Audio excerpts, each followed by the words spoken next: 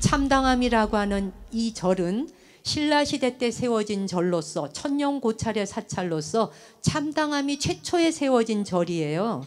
죽기 전에 한 번은 다녀가야 되는 절이다. 제가 아주 오래전에 신문에서 읽었던 칼럼에 나왔던 거예요. 죽기 전에 대한민국 국민이 한 번은 다녀가야 하는 절, 선운사, 참당함, 도소람을 꼽습니다.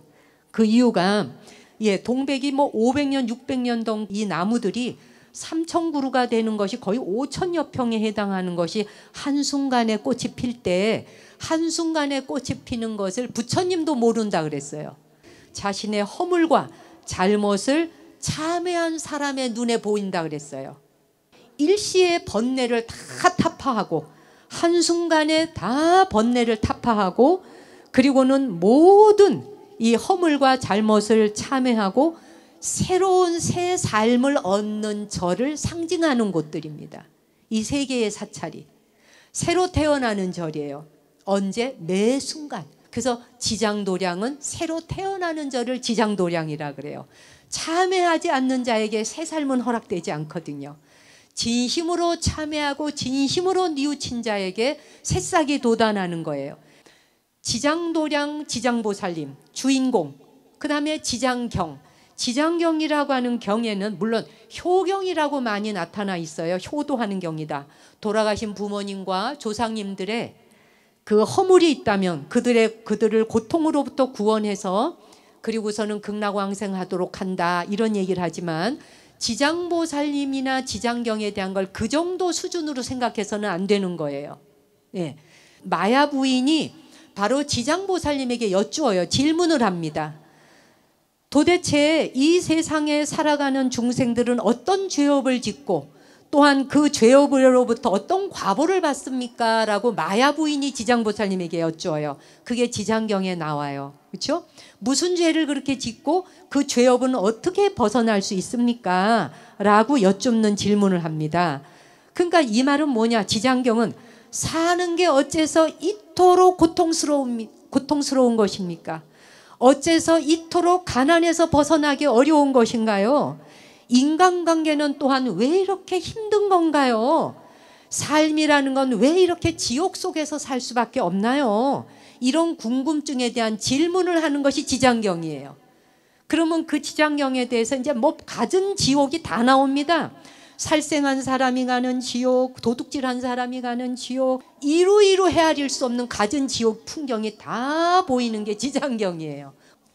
어느 누구도 여기 해당하지 않는 사람이 없다는 사실을 우리가 알아야 되는 거예요. 서양에서도 이런 지옥에 대해 동양, 서양, 그리고 기독교, 불교, 이슬람 모든 곳에 보면 종교에서는 다 지옥 세계를 이야기해요. 사람들을 바른 길로 이끌려다 보니까 지옥에 대한 세상과 어떤 업을 지으면 무슨 지옥이 펼쳐지는가를 이야기를 합니다. 무지와 어리석음을 깨닫게 하기 위해서 만든 것이 지옥이에요. 이런 수많은 지옥에 수많은 죄업을 짓는 중생들이 천버덩 빠져갖고 있는데 이거를 자기 힘으로는 못 나와. 누가 건져줘야 돼. 건져주는데 엄청난 대원력, 대원 본존 지장왕 보살이 아니면 건져내기가 어렵다는 거지. 그리고 많은 사람이 지옥 세계에 떨어졌다 해도 그를 그냥 두지 않겠다. 내가 반드시 그를 구원하고 건져 올리겠다라고 한 분이 지장이잖아요. 그렇죠? 그래서 그 지장경에서 뭐라 그럽니까? 부처님의 명호를 일심으로 칭명할 것 같으면 그 부처님 명호를 한번 부르는 것만으로도 지옥의 고통으로부터 벗어날 수 있다.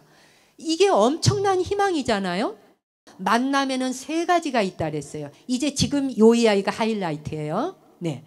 우리가 살아가는 연부제 인간관계에서는 3가지의 만남이 있다. 첫째는 깨닫지 못한 사람끼리 어울리는 것. 이 사람도 저 사람도 둘 다 무지하고 어리석어. 그럼 무슨 일이 벌어질까요? 전쟁이 일어나죠. 깨닫지 못한 어리석고 무지한 사람들의 만남은 미움과 증오가 극대돼요. 그렇죠? 미움과 증오, 그 다음에 갈등과 다툼이 오는데 왜 그럴까요? 기대대로 안 오면 싸우게 되죠.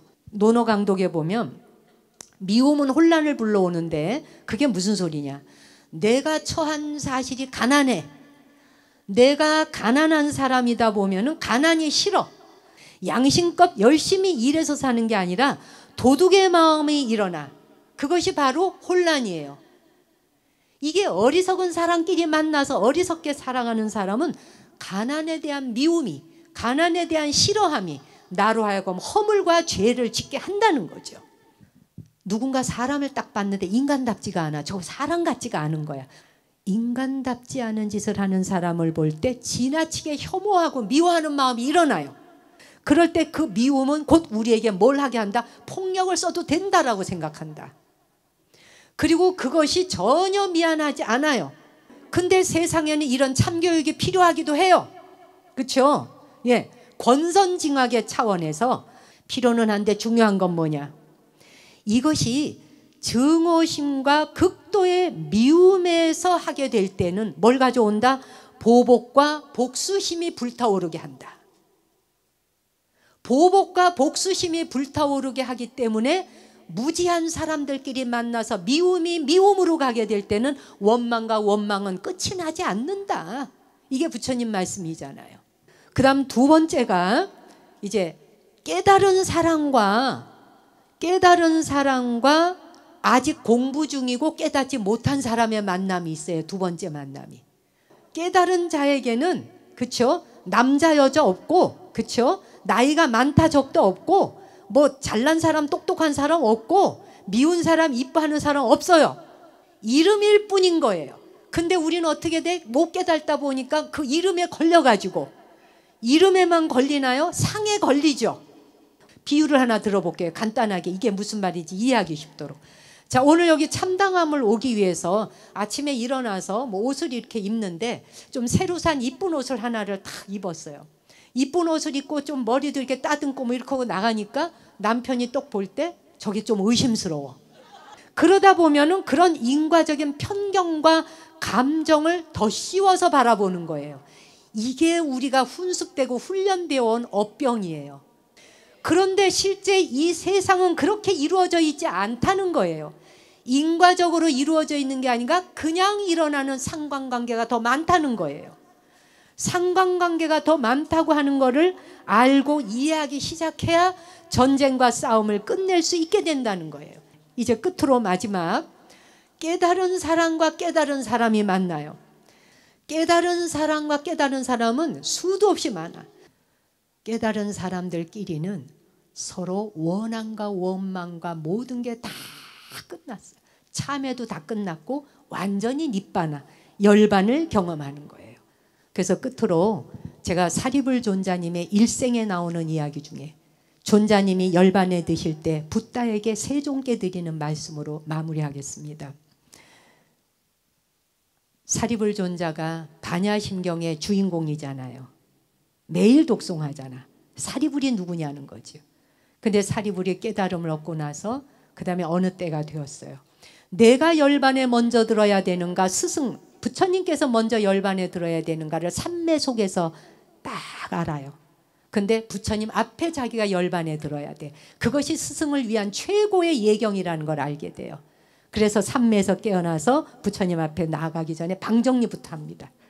방정리를 다 하고 자신이 열반에 들 장소가 어딘가, 자기가 깨어난 날란다가 있는 남인도로 가야 된다는 걸 알게 돼요. 그래서 방정리를 싹 끝내고 부처님 앞에 나아갑니다. 세존이시여, 저는 곧 이 삶에서 풀려납니다. 다시는 오고 감이 없으리니 세존을 우러르는 것도 이것이 마지막입니다. 제게의 시간이 얼마 남지 않았습니다.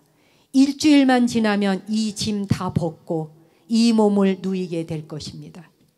세존이시여, 허락하소서. 마침내 제가 열반할 때가 되었습니다. 이제 저는 삶의 의지를 놓았습니다. 저는 세존 앞에 엎드려 예경할 수 있기까지 무량겁에 걸쳐 10바라미를 구족하고 닦아왔습니다. 제 간절한 소망은 이루어졌습니다. 앞으로는 세존을 만날 일도 스칠 일도 없을 것입니다. 이제 그 두텁던 우리의 인연도 다하였습니다. 저는 곧 늙음도 죽음도 없이 평화롭고 복되고 번뇌 없이 안온한 곳, 수많은 모든 붓다들께서 들어가셨던 곳 열반으로 들어갑니다. 세존이시여, 제가 세존을 모시는 동안 제가 하는 말이나 행동이 세존을 기쁘게 해드리지 못했다면, 그런 점이 있다면 부디 세존이시여 용서하소서. 이제 가야 할 시간입니다. 이게 깨달은 자가 깨달은 자에게 드리는 마지막 예경이자 경배의 말씀이었어요. 이게 사리불존자 일대기에 나옵니다. 그리고 부처님이 떠나보냅니다. 사리붓다여, 그대의 청을 듣겠노라. 하지만 그대의 말 한마디도 몸가짐 하나도 내게 거슬린 적이 단 하나도 없었다. 이제 그대가 시적절하다고 생각하는 일을 행하도록 하라. 열반의 길을 떠나라는 겁니다. 이게 깨달은 자의 소식입니다. 여러분, 오늘 이 아름답고 멋진 참당함에서 3000일 기도를 회향하는 날에 우리 모두, 여러분이 부부 맺었고 부모 자식 인연 맺었고 모든 관계 속에서 떠나는 날, 나는 이제 떠나노라. 그대와 나는 두 번 다시 만날 일도 스칠 일도 없어야 하노라. 원수져서가 아니라, 원한져서가 아니라, 원망감 때문이 아니라 열반 닛바나의 세계로 들어가는 길을 소소영영히 외칠 수 있어야 한다. 그것이 우리가 주어진, 우리가 마지막 미션을 행하고 떠나야 하는 이 세상에 우리에게 주어진 과제이자 숙제입니다. 저 또한 그 길을 가겠습니다. 여러분 모두 성불하십시오. 고맙습니다.